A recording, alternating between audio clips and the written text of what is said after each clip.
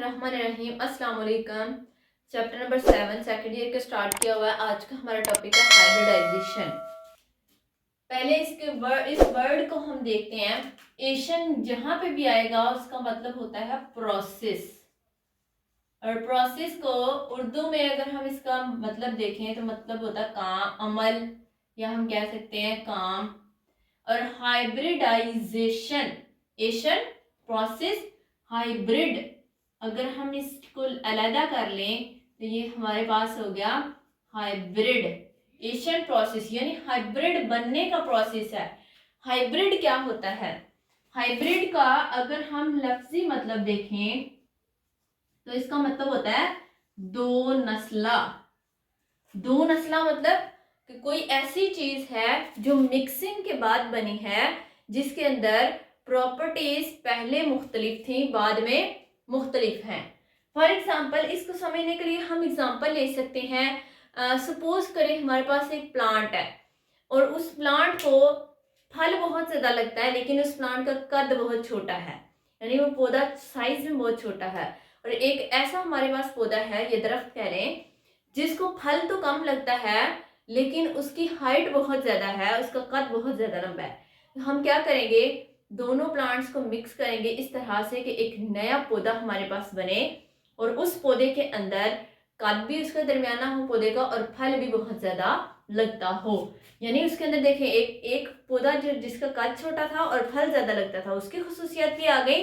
और एक ऐसा प्लांट जिसका कद लंबा था और उसको फल कम लगता था। जो दरमियान वाला पौधा हमारे पास तीसरा थर्ड प्लांट बना है, उसके अंदर दोनों प्लांट्स की खुसूसियात पाई जा रही हैं। इसी तरह से एटॉमिक ऑर्बिटल्स आपस में मिलते हैं। एटॉमिक ऑर्बिटल्स आपस में मिक्स करेंगे, इंटरमिक्स होंगे, और इंटरमिक्स होने के बाद न्यू हाइब्रिड ऑर्बिटल्स बन जाएंगे। हाइब्रिड ऑर्बिटल्स ऐसे ऑर्बिटल्स होंगे जिसमें पहले मिलने वाले ऑर्बिटल्स की खसूसियात पाई जा रही होंगी। और ये जो हमारे पास हाइब्रिड ऑर्बिटल्स बनेंगे, इनकी एनर्जी भी सेम होगी, इनकी शेप्स भी सेम होंगी। ये जो ऑर्बिटल्स बनेंगे मिक्सिंग के बाद, इनकी सेम एनर्जी होगी और सेम शेप होगी। और ऐसे ऑर्बिटल्स जिनकी एनर्जी और शेप सेम हो, उन्हें हम कहते हैं डीजेनरेट ऑर्बिटल्स। इंपॉर्टेंट एमसीक्यूज के तौर पर पूछा जा सकता है that what are degenerate orbitals?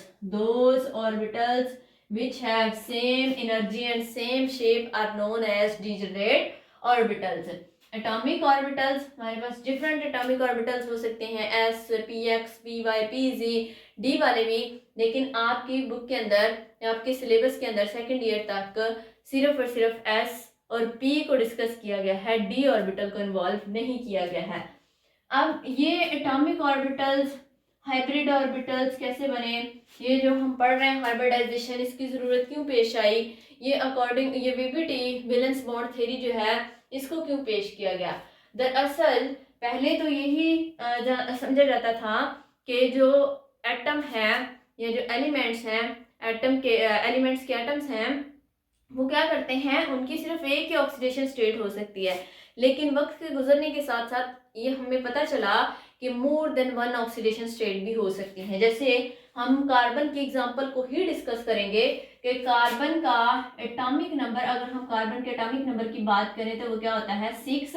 और अगर हम इसकी इलेक्ट्रॉनिक कॉन्फ़िगरेशन करें तो वो कुछ इस तरह से होगी 1s2 2s2 2px 1 2py 1 and 2pz 0। अब यहाँ पे दो अगर हम देखें px और py ऑर्बिटल, इनके अंदर अनपेयर्ड इलेक्ट्रॉन पाए जा रहे हैं।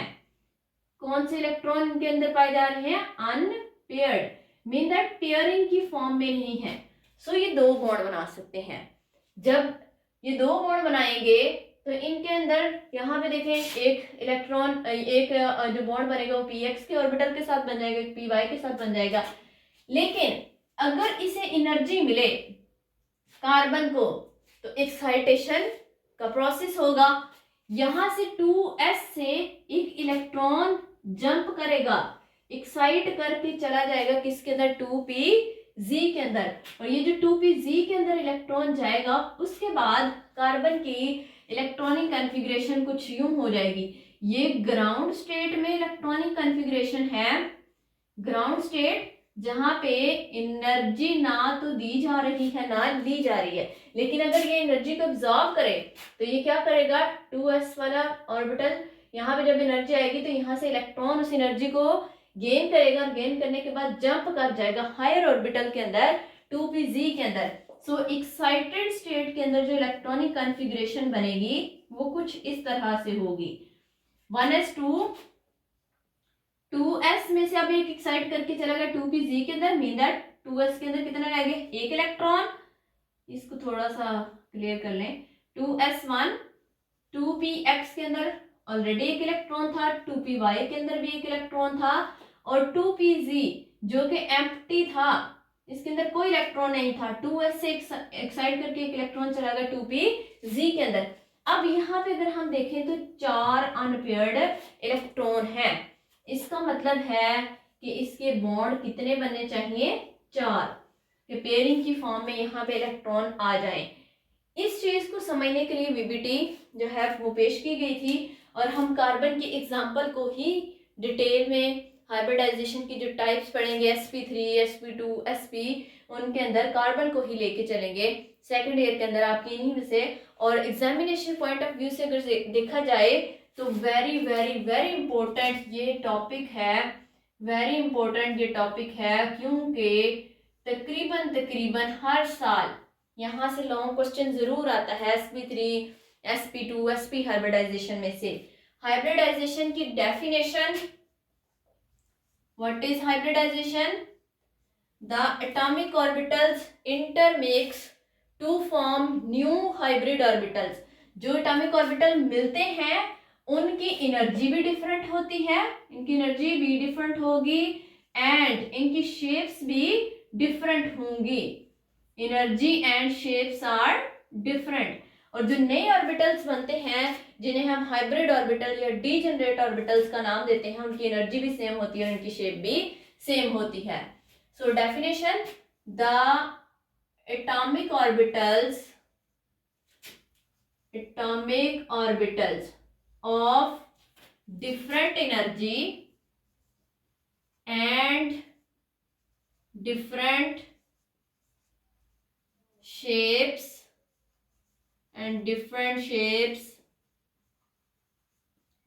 intermix, ये मिलते हैं to form new hybrid orbitals, new orbitals simple लिख लें आप, of same energy and same shapes, and those orbitals which have same energy and same shape are known as degenerate orbitals। ऐसे ऑर्बिटल्स जिनकी energy भी same हो और shapes भी same हो उन्हें हम डीजेनरेट ऑर्बिटल्स कहते हैं, और इस पूरे प्रोसेस को हम नाम देंगे हाइब्रिडाइजेशन का। फॉर एग्जांपल अगर हम यहाँ पे एग्जांपल देखना चाहें तो फॉर एग्जांपल s हमारे पास एटॉमिक ऑर्बिटल होता है, यूं हम 3 एक्सिस ड्रॉ कर लेंगे, x y एंड z। तो यहाँ पे सबसे पहले हम s ऑर्बिटल को ड्रॉ करेंगे, ये हमारे पास क्या है, s ऑर्बिटल है। इसके बाद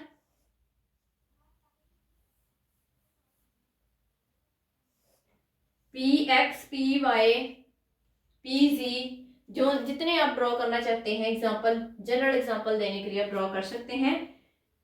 ये x पे आप बना लें orbital x axis, this is y axis and this one is z axis.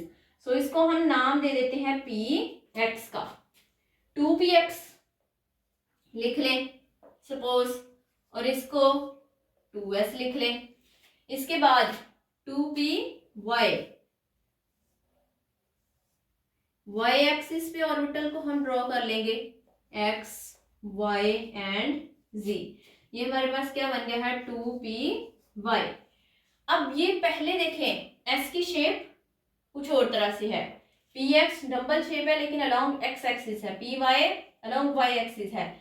जब ये आपस में मिलेंगे तो एक एस है और दो पी है, जब ये आपस में मिलेंगे तो क्या बना देंगे, S P to hybridised orbital, sp2।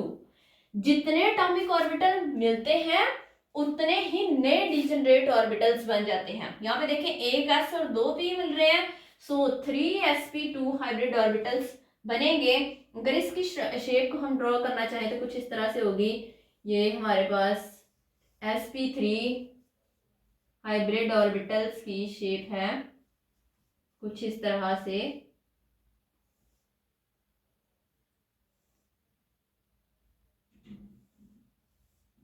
ये हमारे पास sp3 हाइब्रिड ऑर्बिटल्स की शेप है। ये दरअसल तीन आपस में मिले हैं, तीन ही हमारे पास डिजनरेट ऑर्बिटल्स बने हैं जो कि कुछ इस तरह से होंगे।